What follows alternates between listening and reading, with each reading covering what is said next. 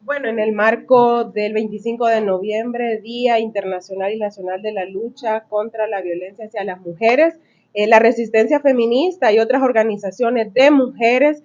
salen a las calles de San Salvador y llegan acá a la Asamblea Legislativa con dos peticiones puntuales para este órgano de Estado. Una de ellas va orientado a solicitar que en el presupuesto de la Nación para el año 2023 se incorporen recursos a las municipalidades que puedan ser dirigidos o etiquetados para las unidades de la mujer en cada una de las alcaldías de los 262 municipios de nuestro país, que sabemos que tienen mandatos por ley de establecer política pública a nivel local, atención a víctimas también de violencia y además que son la primera, digamos, autoridad o de las primeras autoridades a las que las mujeres en los territorios solicitan apoyo al verse violentadas en sus derechos y por lo tanto es inadmisible que el gobierno siga negando recursos etiquetados para la atención de víctimas de violencia, en este caso de mujeres, y además para otro tipo de política pública orientado también a la sensibilización y a la prevención.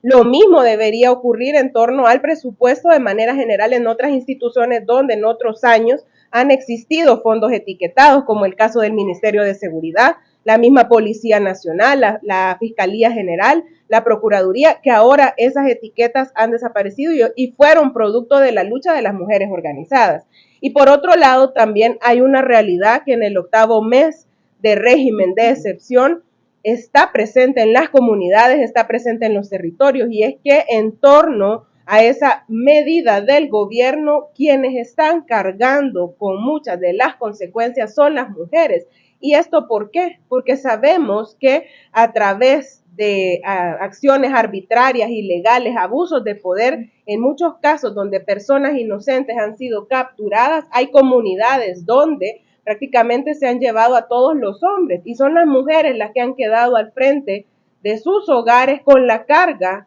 todavía más de los cuidados del hogar, de los cuidados de la familia, pero también con el tema de absorber por sí solas la carga económica, que además se incrementa con la búsqueda de un abogado, con el tema de asignar recursos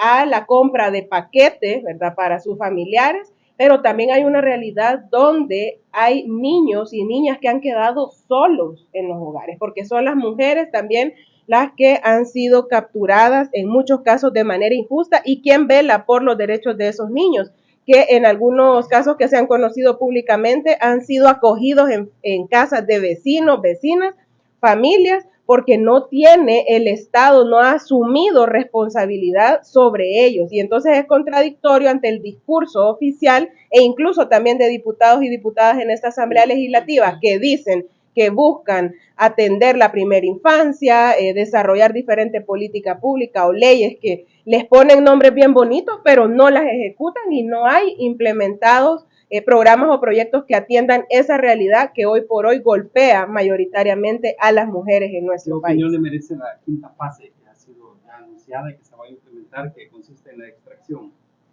Mire, entre tanto que dicen del plan control territorial, lo que sigue siendo una realidad a esta fecha es que no se conoce a cabalidad. No tenemos datos de cómo funcionó, por ejemplo, la primera fase, la segunda, la tercera, la cuarta. Hay que recordar que para venir a pedir el dinero aquí a esta Asamblea Legislativa, sí dijeron que eran 7 fases. Pero como este gobierno no rinde cuentas sobre ningún tema, este no es la excepción, no sabemos tampoco qué ha implicado las fases previas a lo que ahora anuncian. Y no es de extrañarse que esta también va a estar cargada de abusos de poder, de ilegalidades, de inconstitucionalidades, porque se habla de aplicar medidas que tendrían que, en este caso, como lo señalamos, por ejemplo, en torno a los primeros meses de la pandemia, cuando se establecían cercos, ¿verdad?, tendrían que haber otros, digamos, aprobaciones, otros pasos más, no solamente un anuncio a la ligera por parte del presidente. Y además a estas fechas, también lo hemos dicho desde el primer momento,